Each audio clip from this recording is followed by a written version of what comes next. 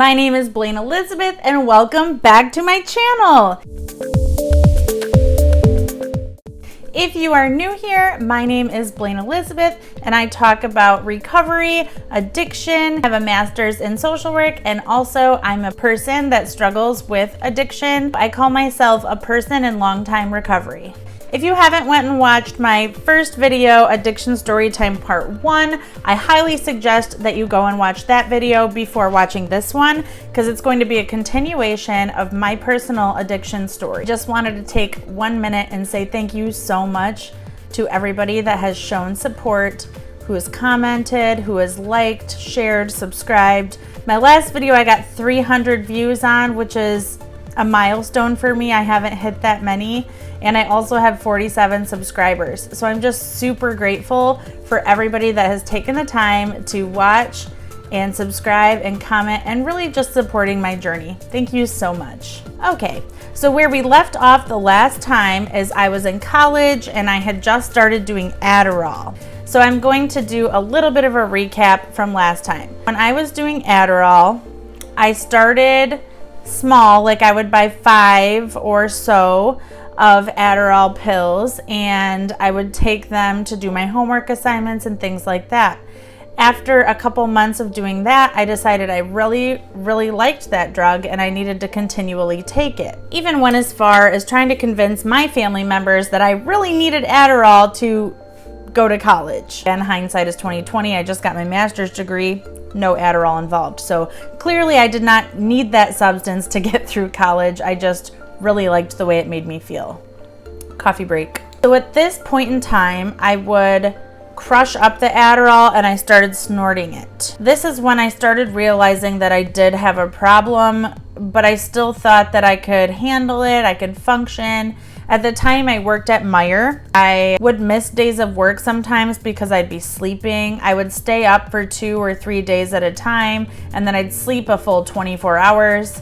I knew that this wasn't normal, but I just chalked it up to, you know, I'm in college. A lot of people live this all-nighter lifestyle. I think I'm normal still. I don't think I have too big of a problem. With that being said, I knew that other family members of mine had struggled with addiction in the past and that it was in my genes. Some other family members would tell me, you know, Blaine, be very careful about alcohol because alcoholism runs in our family. I didn't listen to them. Clearly. So going back to the Adderall, I started snorting it. It was becoming a problem. I would say I was in the pre-contemplation stage of change at this time, but I still had a lot of life to live and a lot to learn. While in college, I also had that book called Illicit Drugs, and I wanted to cross off everything in that book. That was my goal, to do every single drug. I know that in my last video I recounted that I did shrooms. Another substance that I took was acid. I remember walking around in the woods and being lost in like a 1-mile radius, and it wasn't until we found a ditch and a road that we were like, oh, we can find a house on this road and then we can have someone come and get us. I also remember like this hill that we were walking on. I thought it was like a brown bear's back and I wanted to like lay on his back, and it was just a hill, but I thought it was a bear and I wanted to like pet its fur and lay. Just weird stuff. I also remember during that specific trip I found a stick. My walking stick was like, I felt like I was the leader of the tribe, if you will. That stick also turned into a big old cigarette for me. It also turned in like a shish kebab with like meat on it, and it also was like a staff, if you will. But yeah, we were lost for a long time. I ended up going home in just my trench coat and underwear because I had lost my pants in the ditch. They were so muddy and my legs were super muddy at that time. I would paint my legs like watercolor paint when I was tripping, and I would post it to Facebook.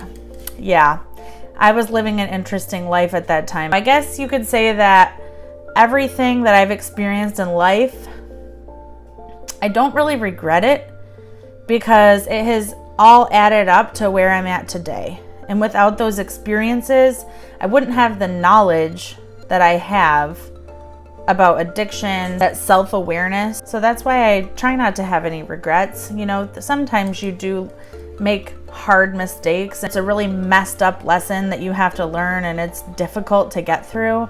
But once you get through it and you come out on the other side,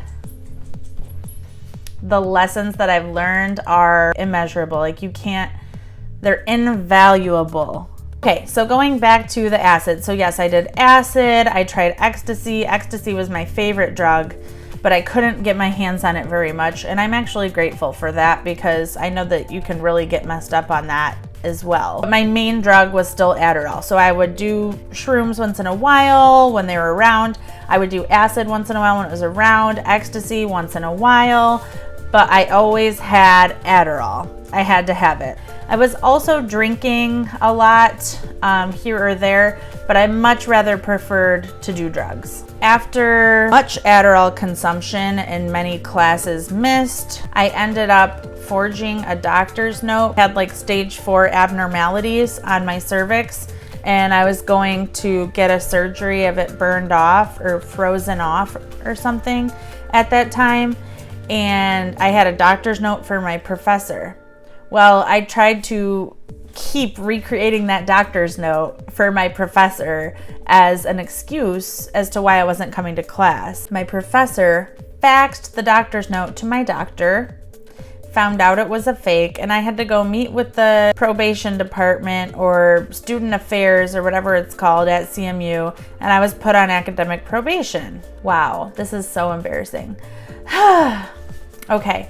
My second year of college, I ended up rooming with someone that had an Adderall prescription, and she would pay me in Adderall and I would pay the rent and the consumers. That year in college, I didn't go to any classes. It was all partying.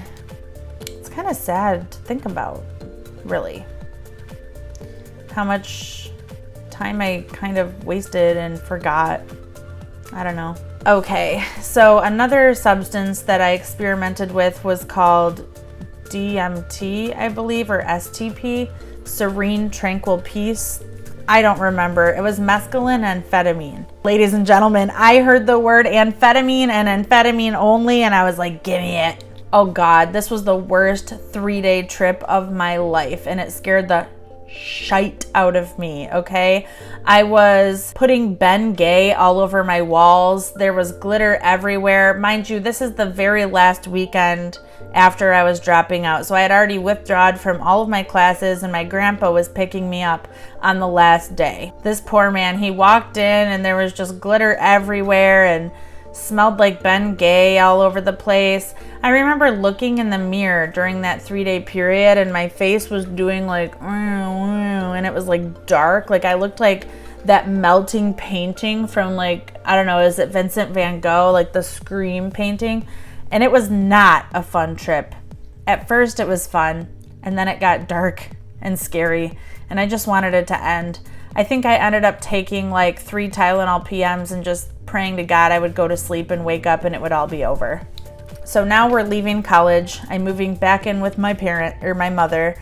And at this point, I think it's really important to speak to my mental state at this time. I was really depressed. I hated who I was. I knew that what I was doing was not good for me, but I couldn't stop. I didn't know why. Like I said, I was still in the pre-contemplation phase of addiction. I knew that there was something severely wrong with me, and why can't I go to college and go to class like all these other people, all my peers that are now graduating and succeeding? Why can't I do that? What is wrong with me?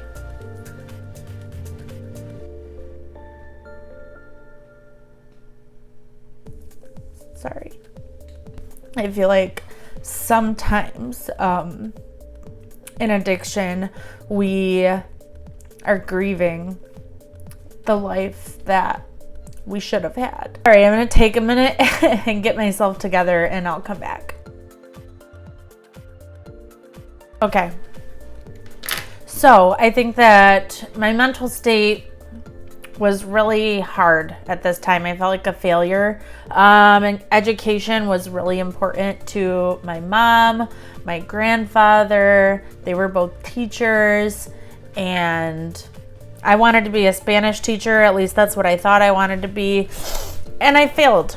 I completely failed. I think that society puts these expectations on young people. Like, you have to go to college when you turn 18, and then in 4 years you have to know what you want to do for the rest of your life, and God damn it, go do that, you know, and then have a job and work. And I just don't think that that's realistic, and I don't think that's always everyone's story. I think having grace for the struggles that we go through as young people, whether that's mental health, whether that's addiction, substance abuse, whether that's an ED, it's really important to give yourself grace, because that shit's hard.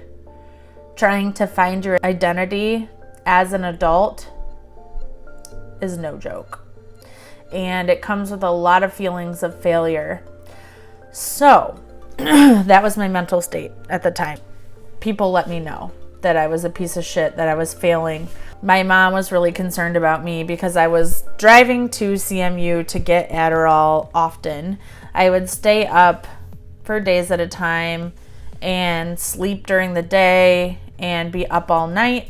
Both my parents were together at this time, which is a whole nother story time, but my parents, when I was 14, 15, they got married and had 2 more kids. There was a lot going on within the home. My parents got married and got divorced 8 years later. I was 22 when they got divorced, so this was like right around that same time. Started hanging out in bars a lot. I didn't know what else to do. You know, I wasn't in college anymore. I wasn't in dance anymore.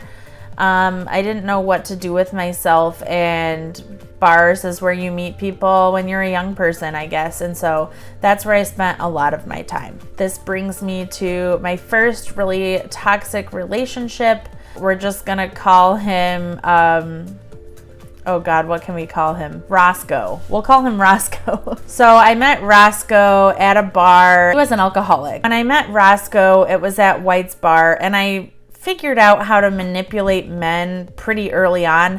I think it's easy to say that I definitely had daddy issues from not having a father until I was 14, 15. I knew how to manipulate men very well, and I enjoyed doing that. Meeting Roscoe was my first stint at manipulation. So he was an alcoholic. I knew he enjoyed alcohol. I didn't so much, but I would go to bars and drink if I didn't have any drugs to do. One night we were super drunk and in his basement, and we were like listening to this band called Blind Melon. He was telling me about Shannon, the lead singer of Blind Melon, and how his life was really tragic and how he passed away from like cocaine and opioids overdose. He had already dabbled in cocaine at that point, and he was like, we should go try heroin, you know, just once. And I'm like, yeah, we should. You know, I was drunk and we lost all our inhibitions. Every time I get drunk, you know, I lose my inhibitions, and everything that has to deal with drugs just seems like a really good idea. I mean, this previous boundary that I had that was like no opiates because, you know, I don't want to be a full-fledged drug addict, kind of went out the window because of the depression, because of the sense of failure, because of all these people that I had let down with not being a college graduate. Dance was something that was really important in my life. I spoke about it in my first video about just going to dance class. That was a really important thing in my life, and so was pom-pom. And after high school, you don't go dance anymore, like you essentially graduate. That piece of my life was really missing. That routine, you know, that, oh, all these days you go do this thing that you really love. And so that self-expression that I had while going to dance was kind of missing after I graduated high school. We decided to try heroin. We ended up calling up one of my friends from high school that I knew he was doing OxyContin back in high school. And I was like, hey, can you get us some heroin? Like, oh my God, Blaine, don't do that. You're gonna dive down this terrible rabbit hole. And I'm like, please just give me a hookup. Like, I just wanted to try it once. I don't blame him, okay? I don't blame myself for starting anybody else on opioids. That is just how the game works. If you know a connect, you contact them and you try to get some shit. Just wanted to reiterate that I don't blame that person. I don't blame my boyfriend. I think this was my path all along. I had this natural curiosity to kind of know what substances was about because of my family's history and not having a dad for my childhood. Like, why is this so important? I want to know about this lifestyle.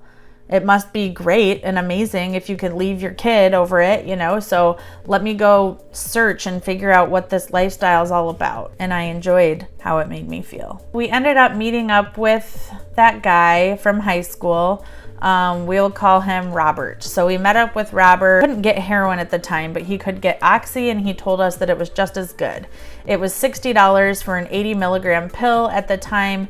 We pooled our money together. We each threw down 20 bucks and we got the pill. We had to go into the city to get it, and then we went and parked somewhere in the township, and he had to do this thing because we didn't know how to use it. You had to suck off the coating and scrape it off, and then you crush it up and split it into 3 lines, and then we snorted it. Ended up going back to Robert's house, and I remember when it hit me.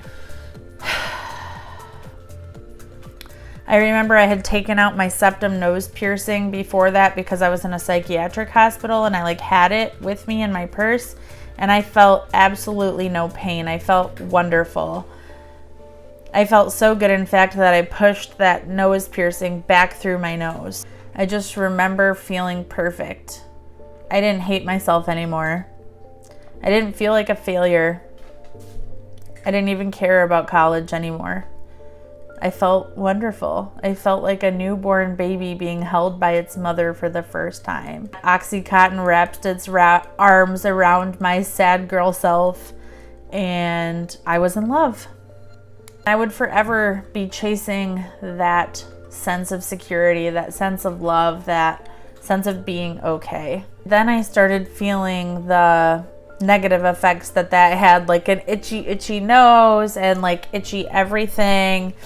Also, it really constipates you really bad, so I had to start using laxatives to like go to the bathroom. So me and Roscoe and Robert, we were all laying on his bed just talking about how good we felt. I pretty much think that that's how that first high went. Like, we were all just laying on the bed like, God damn, this feels great.